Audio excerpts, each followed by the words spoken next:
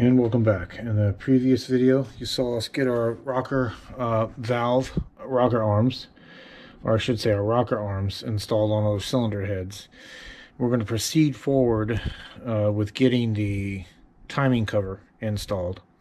Now, if you remember, it's a bit of a Jenga setup how we're doing this, because there were two spots on the front that you have to put a bead of RTV where the aluminum timing cover meets the block, and it's down there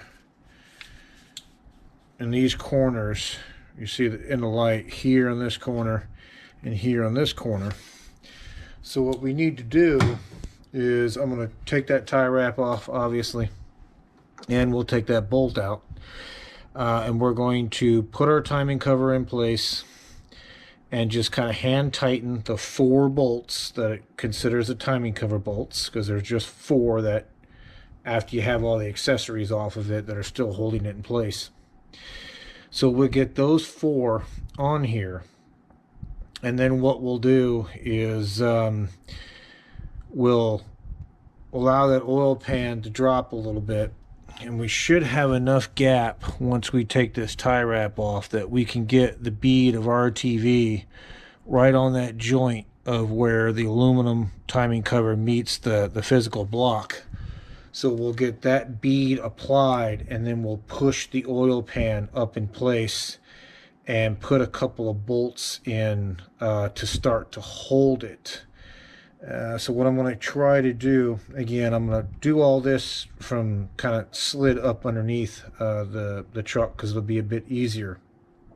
But yeah, so that's the tricky setup that we have to deal with this, based on, you know, where they want you to put that that bead of RTV kind of being in the center like that. So what I'm going to do, I'm going to go grab the timing cover and finish putting the seal in it. I'll show you the seal after it's installed. It's not too terrible to put in. You literally just kind of take it and press it in place.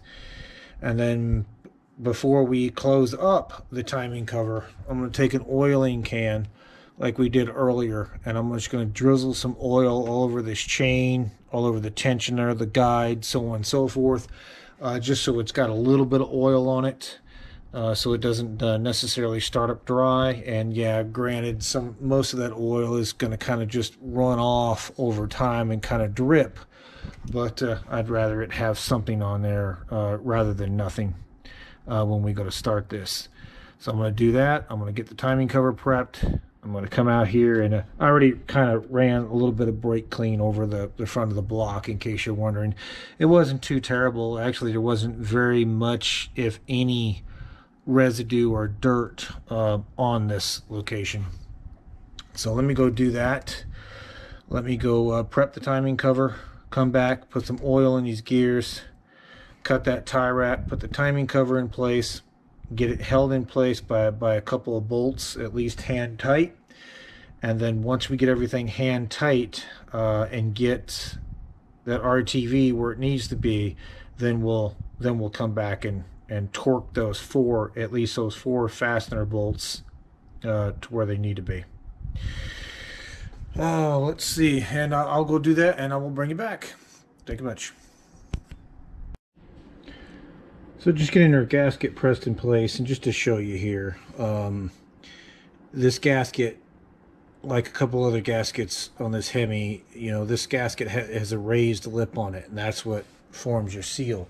So when you're pushing this down in this channel, you'll actually feel it kind of seat in place. So just kind of keep that up as you go through it, and just verify that you've got this gasket seated, you know, all the way around, and that one end of it hasn't like rolled up or kicked up somewhere.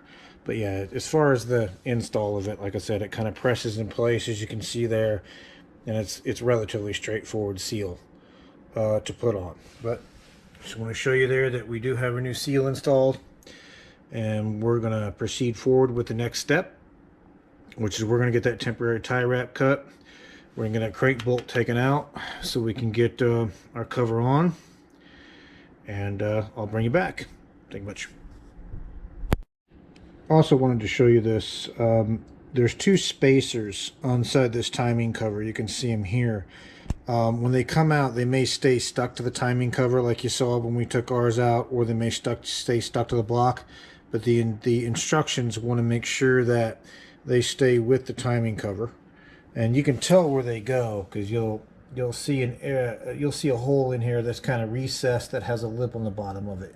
One there and one there. So I'm just going to take these spacers and put them in their appropriate spots. There we go. One there and one there. There we go. And they are in. Okay, I want to continue on, and we'll bring you back. Thank you much. And welcome back. So I just wanted to show you that real quick. I'm actually going to attempt to install the timing cover while sitting underneath the truck and peeking up through the sway bar, anti-sway bar, much like we did when we installed the oil filter. It's a bit easier to get to it this way rather than reaching over the top of the motor. But I just want to show you out there. You can see the oil dripping from the gear as we sprayed everything down right before we put the cover on it, because once we put the cover on it, you know, that's the end of access to it. One other thing to check before you put the cover on it, I'm going to do that right now. It seems fine. Yeah, it's just make sure that, you know, you would have checked this when you put the pickup tube into the oil pump, but just make sure that O-ring is seated, because obviously once you put the timing cover in place, you lose access to it unless you want to take the cover off again. But that looks like that's got it. And what I'm going to do now is I'll get the cover in place and we'll bring you back. And welcome back. As you can see, we did get our oil pan installed. We started with, as we were talking about, we started with loosely hanging just 2 bolts here in the back corner to hold it in place. We managed to get our silicone in our front areas, again, where that timing cover meets the block. It was a bit difficult here on the passenger side to do it because there's more in the way. There's the oil cooler that sits on this side, so we were able to kind of load the RTV up on the end of a screwdriver and just kind of press it in place where it needed to go.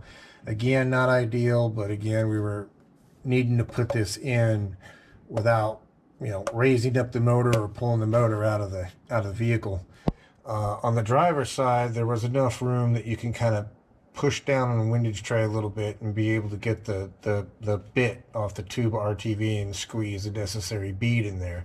So we should be good. It looks like we've got enough in there. We did tighten this down via our torque sequence, and since these were silver bolts, when we did the second time around of tightening, I just hit the end of each bolt with a little bit of green Sharpie, just so we could quickly verify that we had indeed touched each bolt. You should be able to see that green Sharpie stuff there, and you can see a little bit of that RTV that we put in that rear seam last time we were back here. Went ahead and pressed our wiring loom back in place.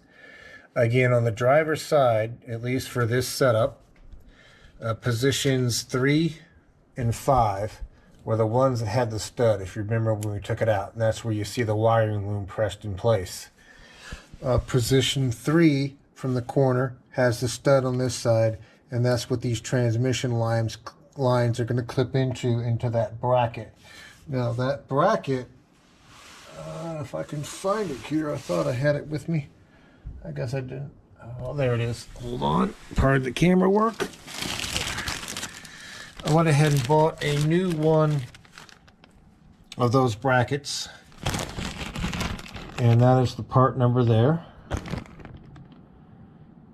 And what that is that piece there. That's just that plastic piece that you saw me take off when we took the oil pan down.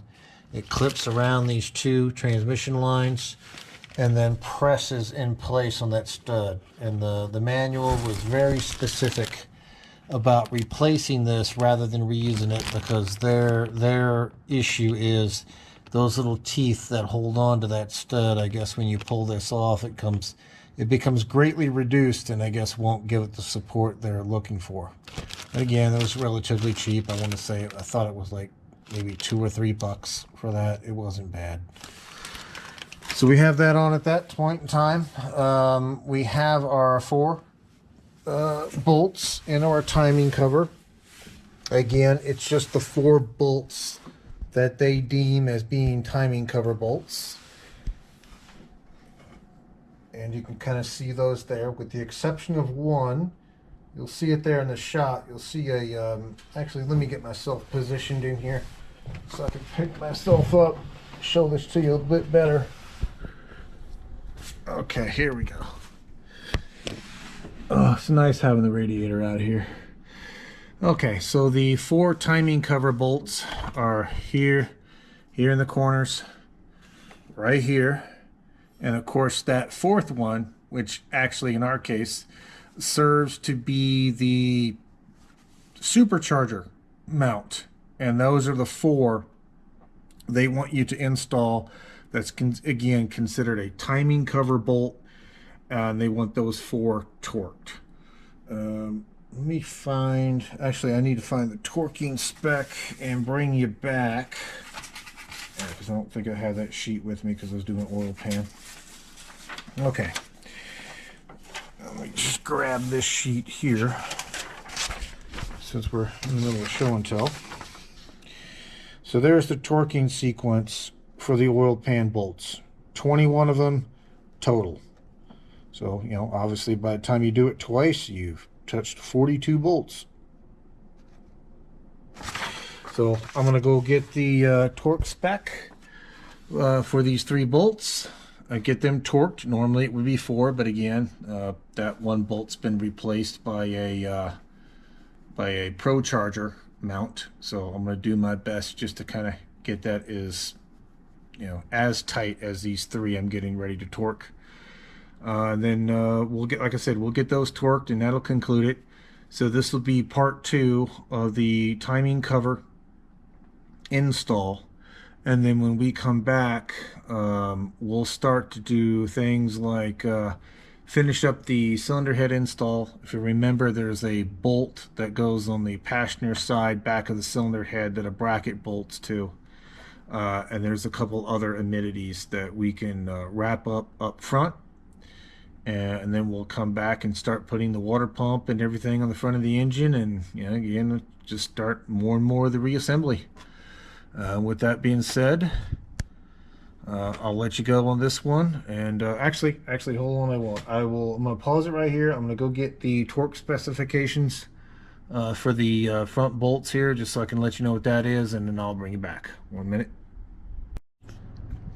So those timing cover bolts per the spec is listed to be 21 foot-pounds in this case. And again, I'm using the data provided to me from All Data.